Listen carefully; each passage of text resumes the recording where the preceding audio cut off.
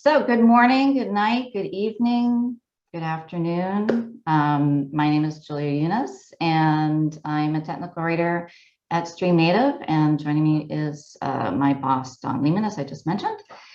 And we're going to be presenting about how we work together with our documentation team.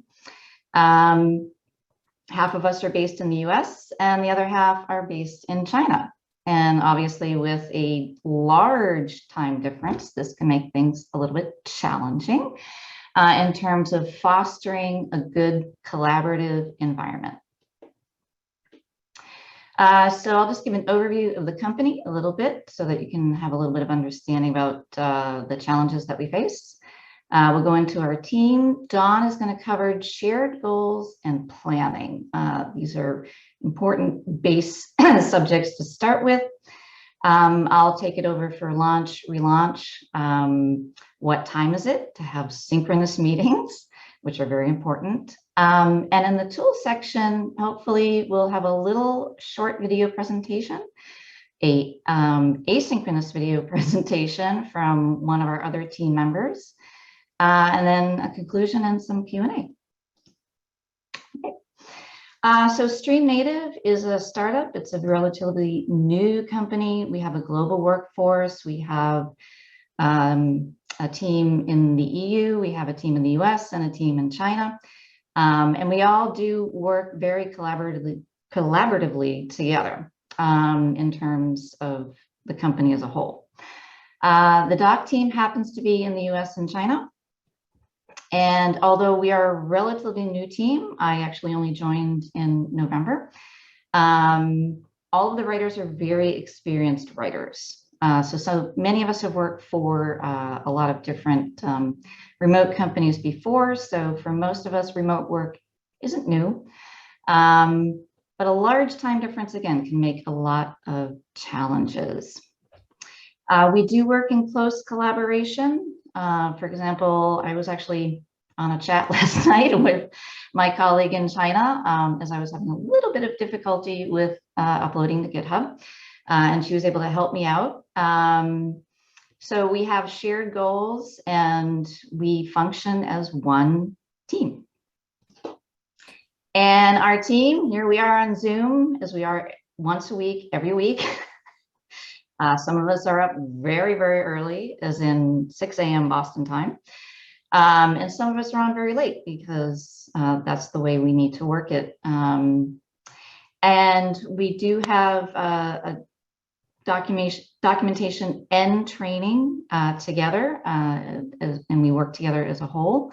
And again, we do have a lot of shared goals. And Dawn, as the Director of Documentation and Training, is the one in charge of making those shared goals for us. So I'm going to turn it over to Dawn right now so she can tell us about shared goals. Thanks, Julia.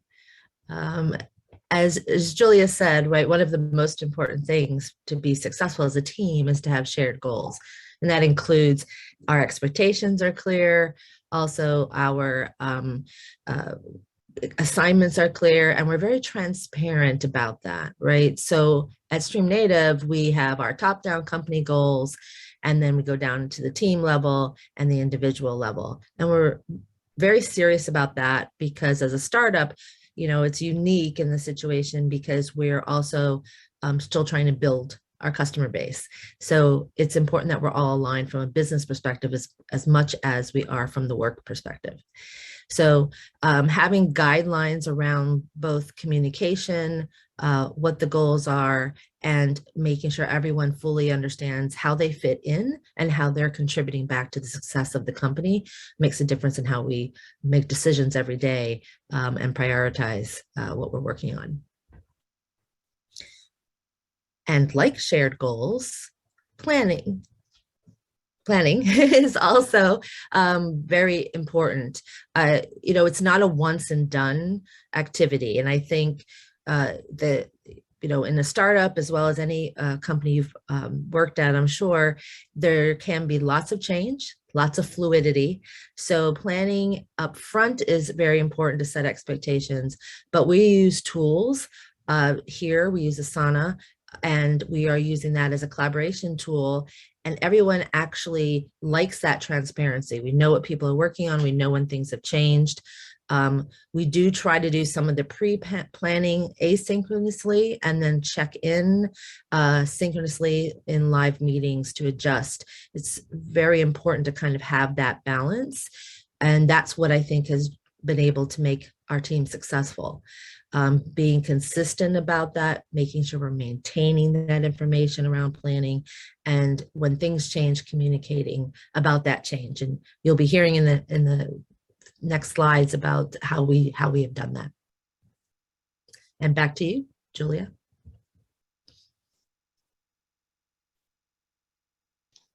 Make sure I unmute. So this, the idea of launch and relaunch actually comes from a Harvard researcher, Sadal Neely, Professor Neely. She's had 20 years of experience looking at remote and hybrid teams, so way before the pandemic. Professor Neely actually also came out with a new book called Remote Work Revolution. This is a really great resource for both experienced and people new to remote and hybrid work. She brings all of her research into it. And one important topic, and one thing that I wanted to bring to this particular presentation, is the idea of launch and relaunch, which she has in her book. And this is something that we do at Stream Native. So a launch, everyone knows what a launch is. You have a product, it's going to come out, you have plans, you launch the plans, people know what they're going to be doing, everyone has a task, and then stuff happens. So along the way, people can come up with problems. Maybe they're working with a tool and it's not working, or this isn't the right tool for them, or something else has happened, or there's new work coming down as they're trying to work on this project. So things happen, and Professor Neely emphasizes that you need to periodically have a relaunch. You need to check in with everyone, make sure that if someone's having a problem, that you address that problem and take care of roadblocks. And maybe you need to reassign people to different parts of the project, or someone's being overloaded. This is really important to make sure that you are addressing problems during a project as they come up. So there's never one launch, we fix it, it's done. There's always going to need to be reassessment of that project. And it's important to make sure that we're communicating and that we have created a safe space for people to say, yeah, I have a problem. I'm overloaded. I can't address this part of the project. I need help. And how do we do that?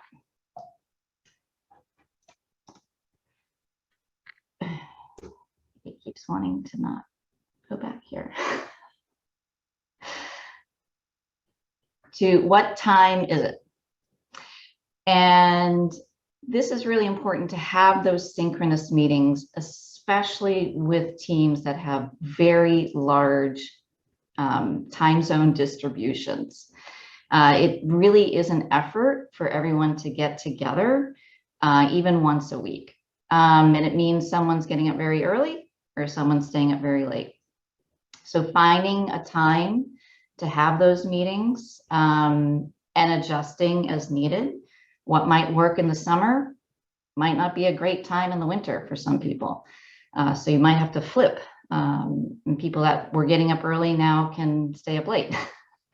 So you have to adjust based on the human element, not just on, well, we picked a time out of a hat and everyone has to deal with it. Using agendas is also very important. Dawn always has a great agenda for us every week, and we have it in a Google Doc so people can add to the agenda if needed. So sharing documents ahead of time by going to the agenda and putting, links to other Google Docs that you want people to look at. So make sure that they're prepared for the meeting. That way the meeting can run a little bit faster. We do also build in time. Don calls it show and tell, which is awesome.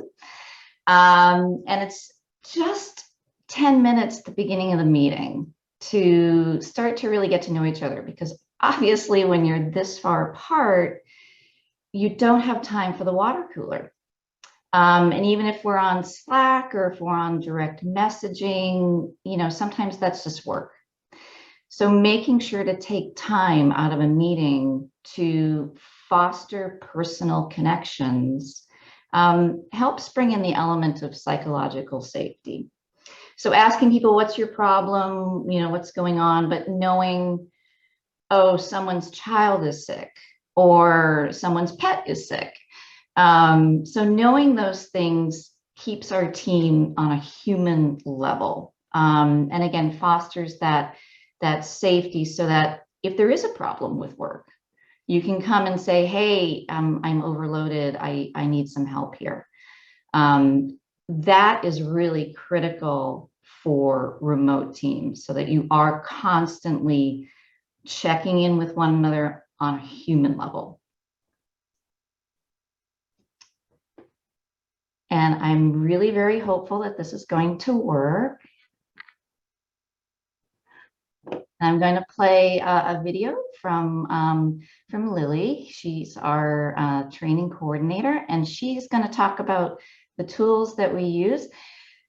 The actual tools themselves aren't quite as important as it is the way people use them. The best way to collaborate with the team members while working from home is through Zoom. I found that Zoom is very helpful, especially when you need to do a big project. You need the other team members' input.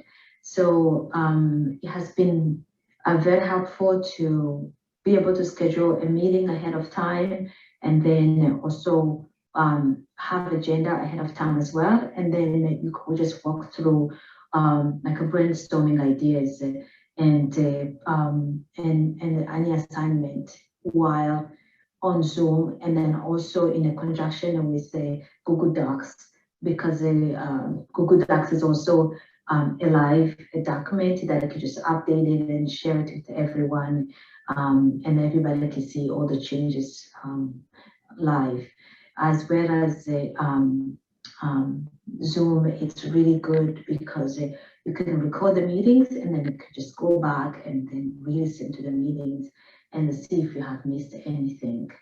Another one that I think it's a really good tool in cooperating with others is Slack, because you can post any updates and everybody can see it throughout the companies.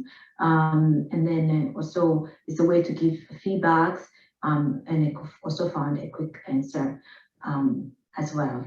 Another one that I'm using at the moment is the Asana, which is it's a project management. That one, it's, even though it's straightforward, but it's not as easy, I found, while cooperating with others, because I can update my own project, but I don't know if the other people also have seen my updates or not. And so that's one that I need to work on. All right, thank you, bye. Okay, awesome. Yay, that worked. Always great when the tools work. So it doesn't actually matter what project planner you use. If you use Jira, if you use Notion, use Asana, they're all pretty much the same. But it is important to have them so that we are being transparent. Direct communication, quick communication. So you're not picking up a phone and calling someone. You can just, say, hey, can you answer this question? That type of thing. So any kind of communication sharing app. Google Drive, document sharing. This has been really critical for our work, obviously, in documentation. When you want someone to review, when you want someone to just look at what you've been writing. And because we use Google Drive throughout the company, it's very easy to share with everybody, not just in the team, but everybody in the company if you need eyes on something. And of course, video conferencing. I know we all love to hate Zoom, but again, for that once a week check-in, it's an hour of our time that we make an effort to come together on video conferencing. Our company actually does have if you need to have video off, have it off. That's perfectly fine. You need to have video on all the time. I have heard that at some companies that they want video on so they know where you are. But Stream Native is not that company. So if you're if you have your cats or your kids and you just want to turn off your video so you can just pay attention to what the speaker is saying, that's perfectly fine. So again, video conferencing, great, but don't make it a surveillance tool. No.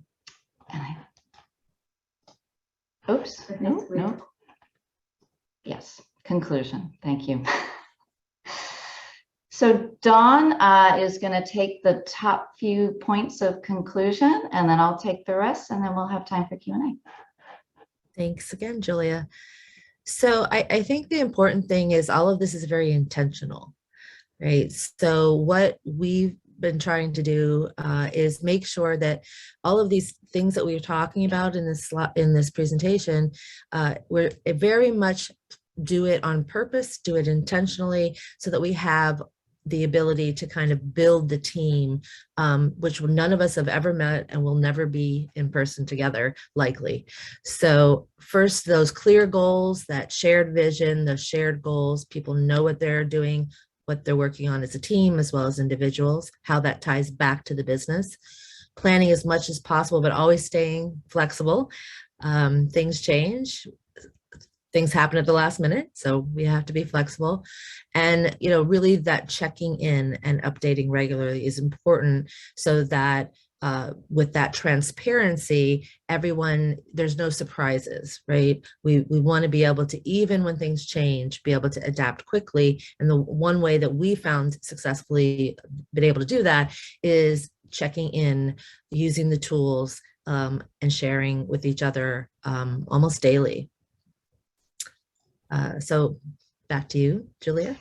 Yeah, that's really been very key. And everyone makes that effort to be accessible. And we try to make sure we're keeping time, what time is it, in mind. Like, for example, I knew my colleagues in China, next week is their big major holiday, the New Year festival. So I was making sure, that's why I was online last night with my colleague, to make sure I was giving her my stuff before she went off on vacation. So we need to make sure we're keeping that time in mind and using both the synchronous and asynchronous tools that we have. And I put as part of the conclusion, make sure you're keeping that human element. Make sure you're constantly having these little connections. It doesn't have to be too personal. These are possibly people you're not going to meet in real life. I would love to. That would be great if we could, have a nice big team meeting. But just making sure you're keeping up with those human connections. Yes, we need to get work done, but let's make an environment that has a lot of psychological safety for everybody and a joyful, collaborative environment when we do come together.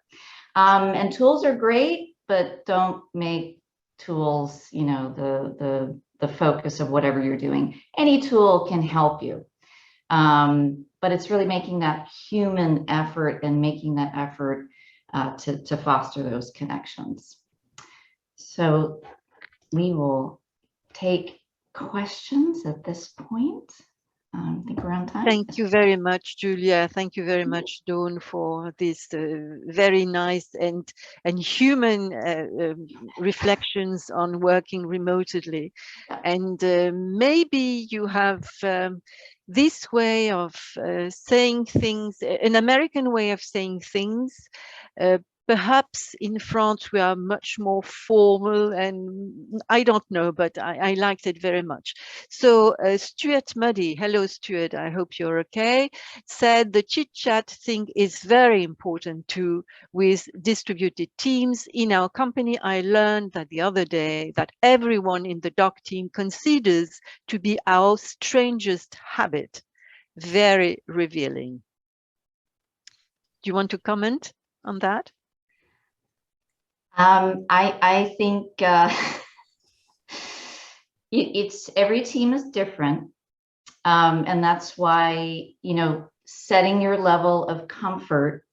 So again, the way Dawn set up our team meeting is to have that 10 minutes at the beginning be an assigned show and tell. So it's not spontaneous. And that way it gives the person who's sharing something, like this week, it was our colleague June sharing about her yoga class, which was very interesting. But it gave her a little bit of time to think about what she wanted to present. So it wasn't just, you know, spontaneous, think of something. So there's different ways of fostering that kind of chit chat. Sometimes you need to make it a little more formal to give people time. Someone like myself who's more of an extrovert can and we sort of open share. And we do open the call and sort of let people join in and chat sort of before we start, which is kind of the other side of that as well. Yeah. Sorry, Julia, please. Yeah, but like I said, it has to be a team by team kind of decision. Yeah. Okay. So Caroline asked if you've considered some point Scrum, daily Scrum meetings. I'll give that one to Dawn. Yeah, so it's a little bit challenging with the time zones, but we do that virtually in the sense of we use Slack and we use a Geekbot, and we kind of every day sort of say how we're doing, what we're working on, what we've done. So we kind of accomplish that sort of asynchronously instead of an actual meeting time every day. Okay. We just type it. Yeah. And I like that one of the questions in our daily stand-up asynchronous is, are there any blockers? Mm-hmm. So it is actually making sure that we're saying what our problems. Mm-hmm. Okay. So some call it virtual coffee, as it was said. So Maria has a question: what makes a good goal? How do you check it is actually shared? That's a great question. Mm-hmm. So I think we iterate on that. So every time we come up with a goal for our team specifically. So for example, you know, it's easy, especially in documentation, to say your goal is, okay, we're going to deliver everything 80% on time, for example, or 100% if you're trying. But that may not actually be the goal that's benefiting the company, right? So when we talk about our goals, we don't just sort of leave it at that. Yes, we want everyone to deliver on time, but when we look back at the company goals, for example, which is to increase adoption of our product, is a main goal, by a certain amount. Then we say, okay, is it about delivering on time?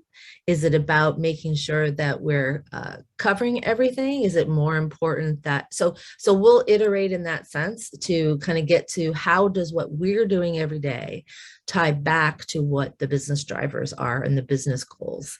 And that's how we arrive at. And then we have a review process. So the leadership team will also look at our goals, and we'll iterate a few times to kind of make sure that how we've described our goals and it lines up to the metrics and the goals of the company.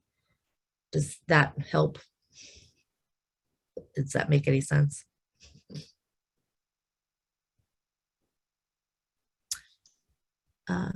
Yes. She said Yes. Thanks, Julia. Hey, do you want to say something? Are you pleased with the answer? Yes, I'm very pleased with the answer. Okay, thank you. It's interesting that goal setting is an iterative process and not something that comes from above and gets dumped on you. Okay, Right. thank you.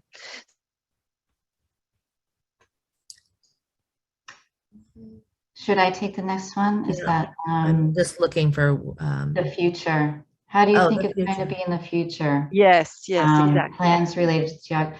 Well, the team is always going to be geographically dispersed because the company has set as a priority to have teams around the globe for customer support. So that's a priority. I think that we will always be remote, no matter where we are, which is a lovely thing, you know, to be able to, and the company as a whole is committed to fostering the connections. I think that we will just continue on as we are. But of course, with any, you know, if something comes up, then we change. You have to deal with it. That's right. Yeah. And I think this company in particular by design imagined itself as being a virtual company without a headquarters, right? So I think that also plays into sort of how the company is being run and sort of how we're making decisions about, you know, where we're hiring and all those kinds of things. Turnover and loyalty. Those are good questions. As I said, I just joined in November, and I actually left where I was at Northeastern, and I've been at Northeastern for a long time. So what fosters loyalty? I had actually worked for Dawn previously at Sun Microsystems many years ago, and I knew she was an awesome manager. So in terms of turnover and loyalty, we haven't seen that because we are a startup. But one thing I can say about this particular company, especially in high tech, there is encouragement to have work and life. And I think in this pandemic, a lot of people were seeing that just go blurred together. I have two teenagers, and one of them happened to boomerang home during the pandemic from college. So yes, it was a lot of blurred lines. And I think that Stream Native in particular has really tried hard to make sure we are having work, turn off, go live your life, to have that balance. So that's what I would say is one of the things that is trying to foster a very human element in what is a very high-tech company. Right, and people don't always leave companies, they leave people. I mean, they would stay for people, right? A lot of times, and your managers and so on, right? Or so we follow our managers. Yeah. And we follow the good workers, see? So it's a full circle. And Barbara's asking, do team members not agree with the goals? That's a great one. I would say because Dawn is really careful to ask us what we want as goals, you know, for our input, also for team goals. So we're not having the goals put on us. We're the ones pushing the goals out in terms of so we're the ones generating the goals. So we have to agree with them because we're making them. Okay. Thank you very much.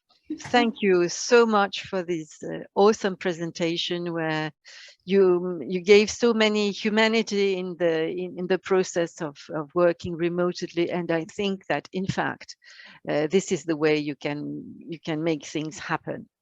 Yep, tools are great, but it's the humans using them that really make the difference.